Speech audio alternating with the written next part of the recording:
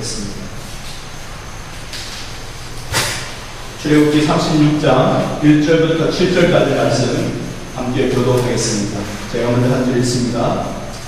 브살렐과 오홀리압과 및 마음이 지혜로운 사람 곧 여호와께서 지혜와 총명을 부으사 성소에 쓸 모든 일을 할 줄 알게 하신 자들은 모두 여호와께서 명령하신 대로 할 것이니라. 모세가 브살렐과 오홀리압과 및 마음이 지혜로운 사람 곧 그 마음에 여호와께로부터 지혜를 얻고 와서 그 일을 하려고 마음에 원하는 모든 자를 부르매 그들이 이스라엘 자손의 성소의 모든 것을 만들기 위하여 가져온 예물을 모세에게서 받으니라. 그러나 백성이 아침마다 자원하는 예물을 연하여 가져왔으므로 성소의 모든 일을 하는 지혜로운 자들이 각기 하는 일을 준비하고 와서 모세에게 말하여 이르되 백성이 너무 많이 가져오므로 여호와께서 명령하신 일에 쓰기에 남음이 있나이다. 모세가 명령을 내리되 그들이 진주에 목과에 그래 남녀를 방문하고 성소에 드릴 예물을 다시 만들지 말라 하되 백성이 가져오기를 그치 있는 재료가 함께 읽겠습니다. 있는 재료가 모든 일을 하기에 넉넉하여 남음이 있었더라. 아멘. 참 기도하겠습니다. 하나님, 안산의 그 동산교회를 사역하시는 우리 김인중 목사님이 건강한 교회를 세우는 4가지 기도문이라는 책을 쓰셨습니다. 거기에 한 포인트가 뭐냐면 하나님은 공동체이다, 이런 포인트가 있습니다. 그 내용을 보면 하나님이 한 공동체를 이루어서 사역하시고 하나님 본인 자신이 공동체이다라는 이야기를 하십니다. 하나님은 혼자 일하시지 않습니다. 성부, 성자, 성령, 삼위일체 하나님이 함께 일하십니다. 함께 창조하셨어요. 함께 영혼을 구원하셔요. 또 함께 우리의 삶을 계속해서 갈 수 있도록 여정 가운데서 역사하시고 우리와 함께 운행해 주십니다. 하나님은 교회를 세우실 때도 마찬가지입니다. 교회를 세울 때도 바로 공동체를 통하여서 함께 일하게 하십니다. 오늘 본문 말씀에 보면 모세를 통하여서 성소를 짓게 만드는 그 내용이 출애굽기를 통해서 쭉 흘러나옵니다. 그 중에 특별히 36장 1절부터 7절에는 특별한 인물이 또 그 이름이 언급을 되고 있습니다. 브살렐이라는 사람, 오홀리압이라는 사람, 이런 사람의 이름이 언급이 되고 있습니다. 이런 사람을 통해서 성소를 세우는데 하나님께서 쓰셨습니다. 근데 그 사람들만 쓰셨을까요? 아니죠. 그 외에 마음이 지혜로운 사람들, 해서 이름이 언급되지 않는 사람들, 수많은 사람들까지도 하나님께서 택하셔서 공동체로 함께 협력하여서 성소를 세우듯, 즉 교회를 세워나가시기를 하나님께서 원하십니다. 하나님께서 능력이 안 돼서 하나님 혼자 하시기 버거우니까 사람들을 세우시는 걸까요? 모세 혼자 하기에는 버거워요? 오홀리압과 이 브살렐 그 두 사람만 하기에도 버거운가요? 아니에요. 하나님이 원하시는 성경적인 원리입니다. 그 가운데서 하나님의 은혜가 임하고 그 가운데서 하나님의 영광이 드러나는 거예요. 교회는 항상 돌이 부딪혀서 부드럽게 만드는 거예요. 칼이 쇠가 쇠를 날카롭게 하는 서로 부딪히는 가운데 그 속에서 온전하여져 가고 서로 상합되어서 주님의 몸된 교회를 세워져 나가게 하나님이 하기를 원하십니다. 온전한 사람, 퍼펙트한 사람 아무도 없습니다. 그 가운데서 하나님의 능력이 나타나는 거예요. 깨끗한 사람, 거룩한 사람 아무도 없습니다. 그 가운데서 하나님의 공의와 하나님의 능력이 나타나는 거예요. 그러기에 내 자신의 모습을 통해서 나의 죄악된 모습 때문에 주님 앞에 못 나오는 것이 아니고 하나님의 주의 예수 그리스도의 보혈의 공로에 믿으며 우리가 주님 앞에 나와 언제든지 하나님을 섬기며 하나님께서 원하시는 그 공동체의 원리를 그대로 헌신하며 적용해 나갈 수가 있는 말씀입니다.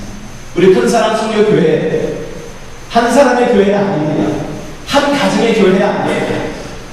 하나님의 교회요. 그 가운데 여러 많은 부족한 사람들이 모여서 하나님의 온전하심을 드러내는 교회가 바로 큰사랑 선교교회입니다.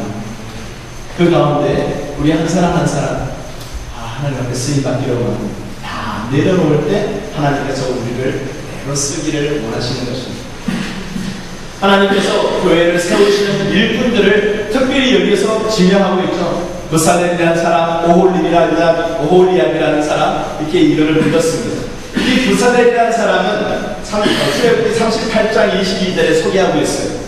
유다 지파 홀의 손자여 우리의 아들인 부살렘은 여호와께서 모세에게 명령하신 모든 것을 만들었다라고 얘기를 합니다. 총 감독자였던 것 같아요. 여기 오홀리압은요, 오홀리압은 38장 23절 그 다음 절에 설명하고 있어요. 단 지파 아히사막의 아들 오홀리압이 그와 함께, 누구와 함께요? 부살렘과 함께 하였으니 라고 하는 표현이 있습니다. 그것을 보았을 때 오홀리압, 바로 이 부살렘을 돕는 두 감독자가 아니었나 생각합니다. 여기에도 보면 부살렘의 오홀리압에 대해서 설명할 때 오홀리압은 재능이 있어서 조각하며 또 청색, 자색, 홍색 실과 다른 배실로 수놓은 자니라, 특별한 재능을 가지고 있었던 사람이라고 출애굽기 38장에서 소개하고 있습니다. 이 두 사람을 하나님께서 소개하시면서 우리에게 그 다음에 나오는 표현을 쓰시면서 하나님이 쓰시는 일꾼들이 어떠한 사람들인지를 설명해 주고 있습니다. 그런 사람들 및 마음이 지혜로운 사람, 이렇게 설명하고 있습니다. 하나님은 교회를 세우시기 위해서 마음이 지혜로운 사람을 쓰십니다. 학식이 있는 사람이 아닙니다. 지혜와 총명이 있는 사람은 학식과 학력과는 무관한 거예요. 무슨 말씀인지 아시나요? 여기서 설명하고 있는 지혜와 총명이 있는 사람, 이 지혜와 총명의 그 원어의 뜻을 찾아보게 되면 재능이라는 의미로 번역이 되고 있습니다. 여러분, 타고나면서 사람들은 하나님께서 허락하여 주시는 귀한 재능이 있습니다. 그 재능을 하나님께서 이 땅에 살면서 사용하라고 우리에게 허락해 주신 거예요. 성경에 보면 예수님께서 12제자를 부르셨죠. 그 중에 대부분이 갈릴리 출신의 어부입니다. 막 살아온 사람들이에요. 거의 밑바닥 생활을 한 사람이에요. 그 중에 예수님의 거의 수제자라고 일컫는 베드로, 그도 역시 갈릴리 어부 출신입니다. 그 갈릴리에서 잔뼈가 굵은 그 베드로가 예수님이 부르실 때까지 갈릴리 호수가에 있었던 사람이에요. 고기 잡던 사람이에요.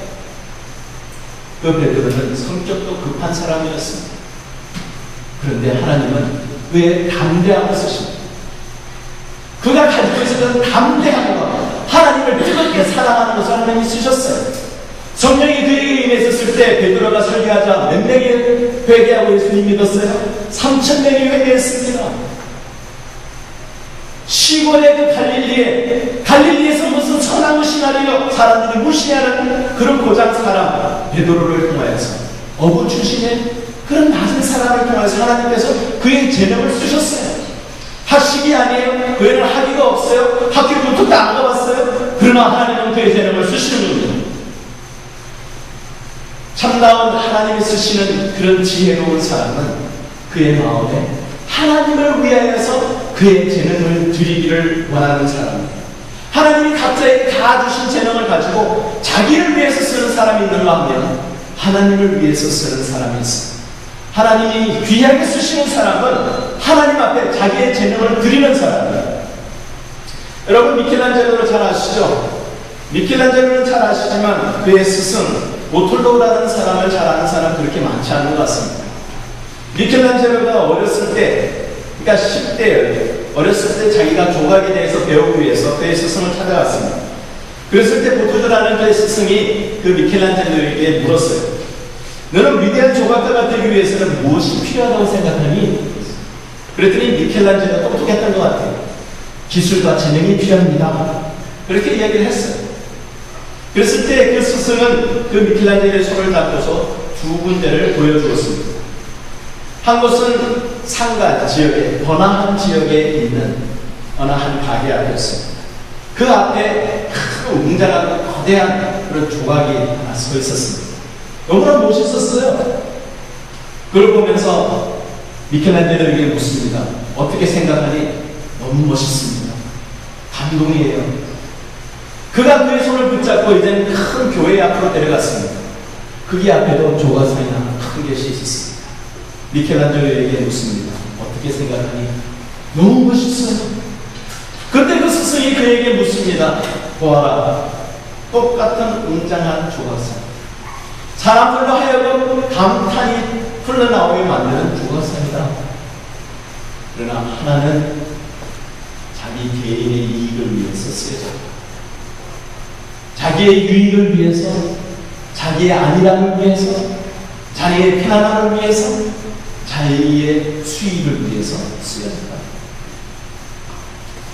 이 조각상을 보아 이것은 하나님의 영광을 위해서 쓰여졌다. 너는 어떤 조각가가 되기를 원하냐? 하나님의 영광을 위해서요. 하나님의 영광을 위해서요. 하나님을 위해 영광을 위해서 쓰임받는 조각가가 되기를 원합니다. 사람들에게는 다 제각기 재능을 하나님께서 허락해 주셨어요. 그 재능을 우리는 어떻게 무엇을 위하여 쓰느냐? 그것을 하나님이 기대하십니다. 하나님의 영광을 위하여서 우리에게 주어진 재능을 100% 활용하여서 하나님께 크게 영광 돌리는 저와 여러분이 되기를 주님의 이름으로 축원합니다. 그런 자가 바로 하나님이 쓰시는 지혜로운 자입니다. 지혜로운 자는 하나님께서 말씀하십니다. 바로 그 마음에 하나님께서 명령하신 대로 순종하는 자라고 말씀하고 있습니다. 하나님께서 명령하신 대로 순종하는 자. 1절 하반절에 보면 성소에 쓸 모든 일을 할 줄 알게 하신 자들은 모두 여호와께서 명령하신 대로 할 것이니라. 참다운 지혜가 있는 자는, 올바로 지혜로운 자는, 하나님 앞에 쓰임받는 지혜로운 자는 자신의 재능을 하나님 앞에 전적으로 드리고 하나님의 영광을 위해서 쓰는 사람일 뿐만 아니라 바로 하나님의 명령하신 바대로 그대로 순종하는 사람. 제가 몇 주 전에 저희 집에 저희 아내가 화분을 올려놓기 위해서 3단 그 선반 조그만 것을 샀어요. 저보고 그걸 조립하라고 그러더라고요. 좀 그런 거 좋아하니까 열심히 그걸 조립을 했습니다. 별로 크지도 않으니까 일주일에 피수도 몇 개 안 되더라고요. 그래서 제 생각대로 탁탁탁 해서 3단을 멋있게 만들었어요. 아, 진짜 난 잘 만드는 사람이야. 그런데 다 만들고 남았는데 요런 까만 피스 6개가 8개가 남은 거예요. 이게 왜 남았지? 이게 왜 남았지? 왜 남았을까요? 네? 설명서들은 안 하니까. 만들으라는 인스트럭션이 다 따라오는데 그 설명서대로 안 하면 꼭 뭐 피스가 남게 돼 있어요. 완전히 성도님들 조심하시기 바랍니다. 내 생각을 믿으면, 내 마음대로 하면, 하라고 그런 대로 하지 않고 내 생각대로 하면 꼭 문제가 생기더라고요. 아직까지는 잘 서 있습니다.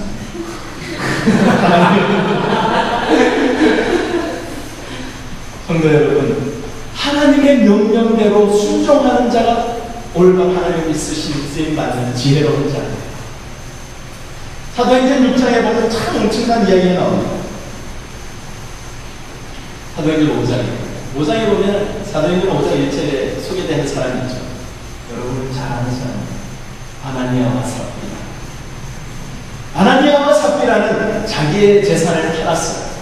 그 재산을 팔아서 사도들 앞에 가지고 나왔습니다. 그 가지고 나온 것이 문제가 됐습니다. 왜 문제가 됐을까요? 자기의 재산을 팔아서 자기의 마음대로 자기가 사도들 앞에 가지고 나왔는데 무엇이 문제였을까? 4장 마지막 절에 나와 있는 구절을 볼 때 그의 가지고 있었던 문제가 그대로 드러났죠. 구브로에서 난 레위족 사람이 있으니 이름은 요셉이라 사도들이 일컬어 바나바라. 그가 밭이 있음에 팔아서 그 값을 가지고 사도들의 밭에 줍니다. 바나바라는 사람은 그가 가지고 있었던 밭을 팔았습니다. 그리고 값을 가지고 온 것이 아니라 그 값을 가지고 왔습니다. 어떤 일부가 아니라 그 값을, 인타이어를 가지고 왔던 거예요.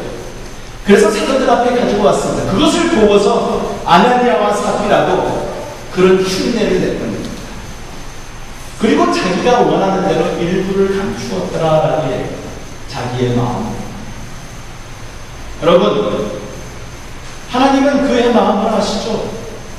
베드로를 통해서 그의 글을 치셨습니다. 하나님의 명령대로 하는 사람, 자기의 마음대로 하는 사람, 언뜻 보면 겉으로 보면 똑같아 보일 수도 있어요. 남이 보기에는 다 똑같아 보일 수도 있어요. 남이 보기에는 다 교회 섬기는 사람이에요. 남이 보기에는 다 하나님 앞에 열심인 것 같아요. 그런데 하나님의 말씀대로 명령대로 하는 사람, 자기의 마음대로 하는 사람, 하나님과 그 본인은 말입니다. 성도 여러분, 참다운 지혜로운 자를 하나님이 쓰시고 하나님의 명령이 없다는 지를 우리가 올바로 파악해야 합니다. 하나님의 명령대로 그대로 베풀어 그 명령대로 그 값을 드리듯 우리의 삶에서 하나님이 원하시는 그 원리대로 순종하며 하나님 앞에 쓰임받는 지혜로운 사람들이 되시기를 주님의 이름으로 축원합니다. 하나님 앞에 쓰임받고 싶지 않으세요? 우리의 인생 전체가 하나님 앞에 쓰임받는 그 크신 은혜와 감격을 누릴 수 있기를 바랍니다. 우리뿐만 아니라 우리의 자녀들, 내 생각보다도 귀한 우리의 자녀들, 눈에 넣어도 아프지 않는 우리의 자녀들, 그 자녀들 하나님 앞에 쓰임받고 하나님 앞에 칭찬받는 그런 삶을 살다가 하나님 앞에 가기를 원하지 않습니까? 그런 삶을 살기 위해 우리의 자신의 삶부터 하나님 앞에 올바로 명령대로 순종하고 우리 자녀들도 하나님 앞에 명령대로 순종하는 삶을 살도록 인도하는 저와 여러분이 되어야 되겠습니다. 세 번째로 그 지혜로 하나님 앞에 쓰임받는 그 섬김이들은 어떤 사람인가? 여기에 보면 2절에 이렇게 말씀합니다. 지혜를 얻고 와서 그 일을 하려고 마음에 원하는 모든 자를 부르네. 이 말씀을 다시 한번 제가 읽겠습니다. 지혜를 얻고 와서 그 일을 하려고 마음에 원하는 모든 자를 부르네. 부르는 것이 무엇이 먼저입니까? 아니면 마음에 원하는 자가 먼저입니까? 마음에 원하는 자를 하나님께서 모세를 통하여서 부르셨습니다. 자원하는 마음이 있는 자를 하나님이 기뻐하시고 참다운 지혜를 가진 자라는 말씀이에요. 불렀을 때 그에게 자원하는 마음이 생기는 것 흉내낼 수 있고 겉으로 보기에 비슷해 보일 수 있어요. 하나님 앞에 자원하는 자를 하나님께서 부르실 때 그를 통하여서 그도 기쁘고 함께 섬기는 자도 다 기쁘고 온 공동체가 함께 기뻐 하나님이 기뻐하십니다. 하나님은 그런 자를 쓰십니다. 성도 여러분, 자원하는 자를 하나님 교회에 보내주신 줄 믿습니다. 자원하는 자를 하나님이 귀하게 쓰십니다. 교회를 세우는 일, 이 교회가 건물인가요? 교회가 사람들의 모임입니까? 교회는 주님의 몸이에요. 거룩한 곳이에요. 부족한 사람들이 모이는 곳이기는 하지만 그 가운데 하나님의 이름으로 모이는 공동체입니다. 여러분 무시하지 마세요. 소홀히 여기지 마세요. 한 사람 한 사람을 보면서 하나님을 두렵지도 않습니까? 하나님이 세우신 교회를 세우기 위해서 온전한 하나님 앞에 쓰임받는 일꾼을 하나님이 원하신답니다. 우리 한 사람 한 사람 부족해요. 그러나 하나님, 내가 여기 있어 나를 써주소서. 주님, 나는 부족하오나 주님이 나를 쓰시겠다니 쓰시옵소서. 주님의 명령대로 순종하겠습니다. 나는 그런 자원하는 자, 능력이 부족해도 자원하는 자, 재능이 없어 보여도 하나님 다 주시고 사람의 눈으로 보기에는 재능이 없어 보여도 그런 마음에 자원하는 자, 하나님 그런 자를 원하시고 쓰십니다.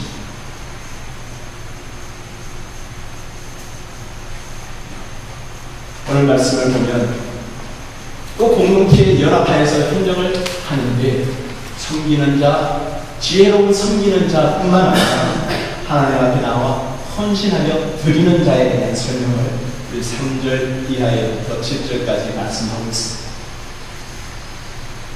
여기에 보면 참다운 헌신하는 자, 그런 자의 원리를 3절 하반절부터 설명해 주고 있습니다. 여기 3절 하반절에 보면 이렇게 설명합니다.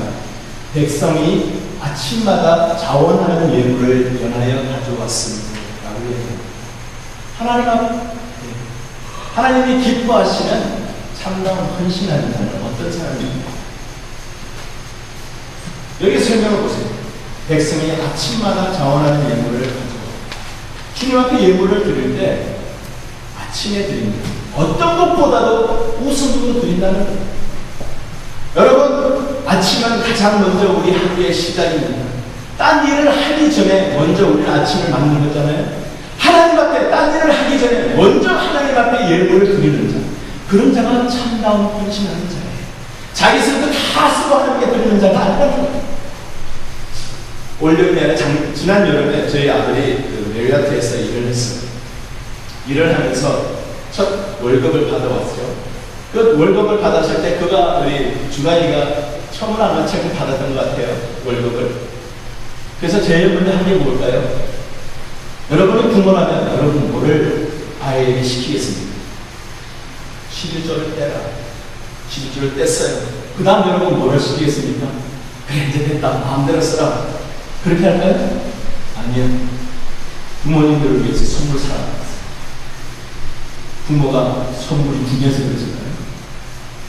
마음에서 그 아이가 선물을 사와, 가지고 와 라고 그렇게 요구하는 부모, 그 마음에 어떤 마음에서 그런 얘기를 하는 거예요?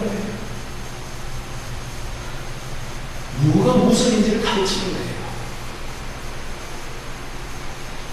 부모가 돼가지고 자식이 부모라고 그 얼마나 거기서 선물 사오라고 합니까? 그런 생각이 드세요? 아이에게 무엇이 중요한가? 하나님 앞에 드리는 것이 무엇인지, 그게 얼마나 중요한지를 여러분 가르치는 분이 보실 수 있겠다. 그 아이에게 한 번 힘든 것, 얼마 안 되는 것, 궁하게 보는 것이 아니라 그 가운데서 무엇이 무슨 일이고 무엇이 먼저 해야 되는지를 가르쳐 줄 수 있는 올바른 그런 가치관이 먼저 새겨져야 된다는 것입니다. 여러분, 헌신하는 자는 딴 것보다도 먼저 우선적으로 하나님께 드리는 자, 그런 자가 바로 참다운 헌신자의 것을 여러분 기억하시기를 바랍니다.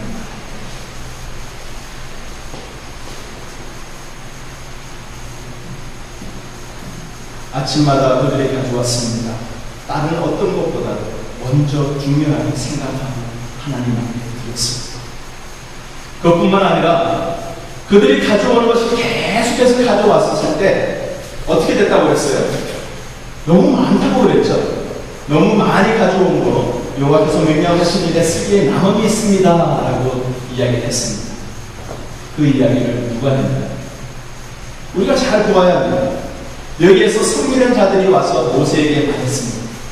드리는 사람이 그렇게 이야기한 것이 아니라, 여기서 우리에게 중요한 교훈을 그렇게 주고 있습니다. 백성이 가져온 것이 너무 많다고 결정한 것은 드리는 자가 아니라 섬기는 자요 모세가 했다는 거예요. 여러분, 우리는 내가 보기에 너무 많아 보여라고 여러분들이 인색하면서 떼는 것이 아니라, 여러분이 생각하면서 드리는 자가 그 드리는 마음에서 이것을 결정하는 것이 아니라는 겁니다. 드리는 자가 드려야 되고 말아야 되고 결정하는 것이 아니라는 것이에요. 그것이 성경적인 원리예요. 무슨 말인지 아십니까? 내가 하나님께 드려야 되겠다, 말아야 되겠다, 11조 드릴까 말까, 헌금을 할까 말까, 이거는 선택의 여지가 아니라는 거예요.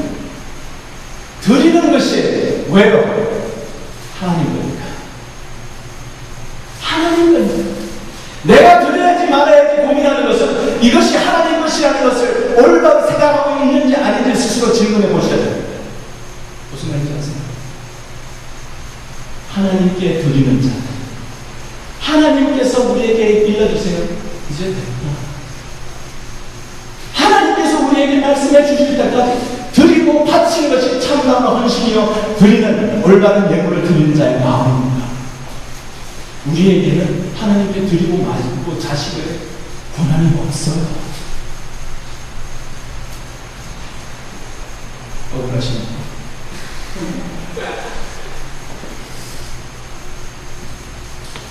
하나님께 드리십니다. 그럴 때 하나님은 어떻게 하십니까? 그 다음에 나오는 대목을 봐요. 모세가 그렇게 이야기합니다. 이제 공포해서 그만 가져와라. 그랬었을 때 그렇게 뭐라고 이야기하냐면 6절 하반절에 보면 남녀를 막론하고 공포하여 이르되 남녀를 막론하고 성소에 드릴 예물을 다시 만들지 말라라고 공포를 했습니다. 예물을 드릴 때 예물을 이제는 드리지 말라 이렇게 이야기한 것이 아니라 모세가 예물을 다시 만들지 말라라고 이렇게 이야기합니다.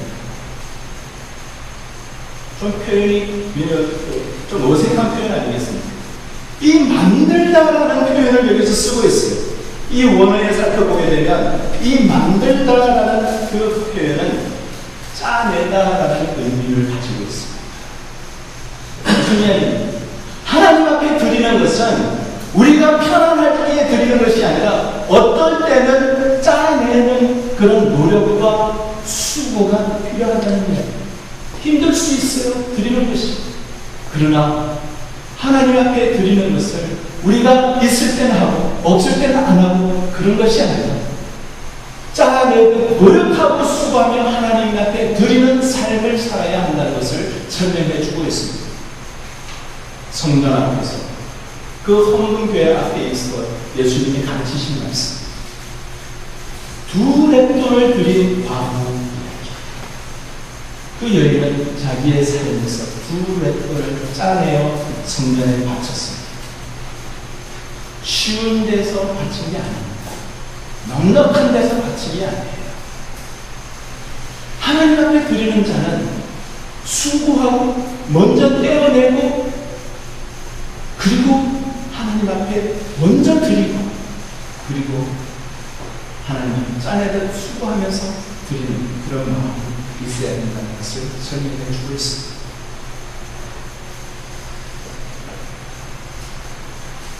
연합기상 17장에 보면 사르밧 과부 이야기가 나옵니다. 사르밧 과부에게 엘리야가 찾아갔습니다.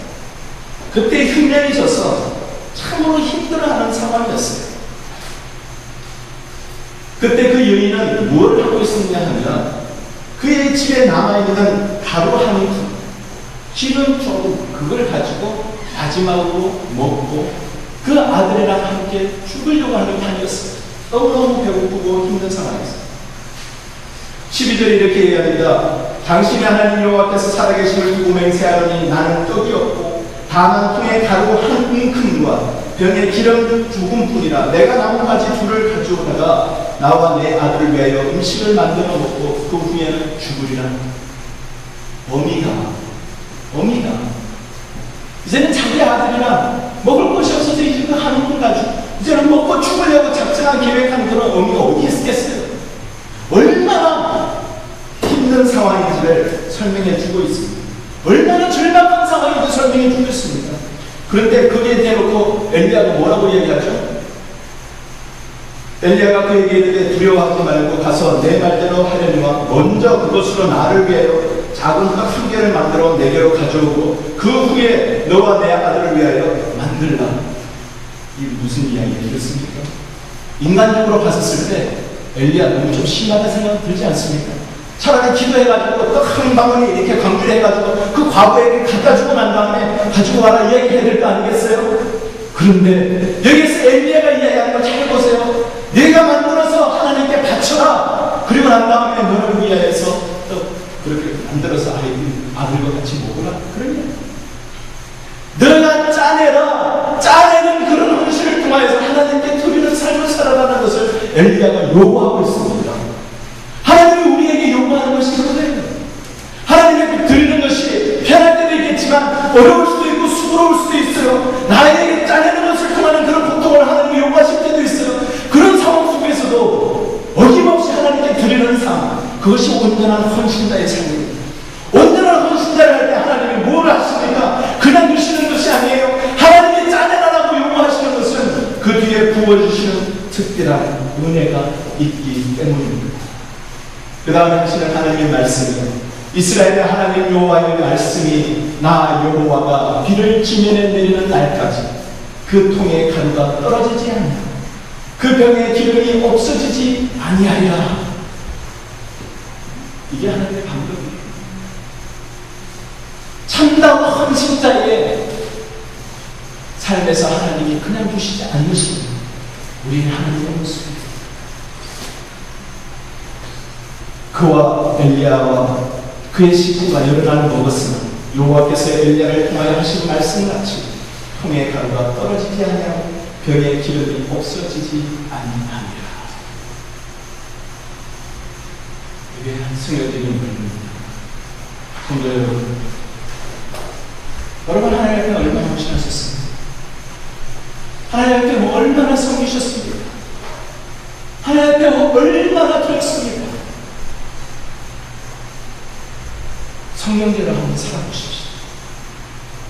말씀대로 한번 실천해 보십시다. 그럴 때 하나님은 가만히 있으신가? 아니신가? 여러분 한번 확인해 보세요. 우리의 삶을 통해서 신앙생활을 얼마나 하셨습니까? 하나님 앞에 더 간절하게 내다 하나님 앞에 드리고 하나님 앞에 지혜롭게 나아가는 그런 자 하나님 앞에 쓰임받는 저와 여러분에게 주님의 다 축원합니다. 이것이 하나님의 원하시는 것입니다. 이런 자를 하나님이 쓰십니다. 교회를 위해서 하나님의 주님의 몸된 귀한 교회를 세우기 위해서 이런 귀한 일꾼들을 하나님이 쓰십니다. 쓰임받는 큰 사랑 속에 될 수 있기를 간절히 소원합니다. 같이 한번 기도하겠습니다.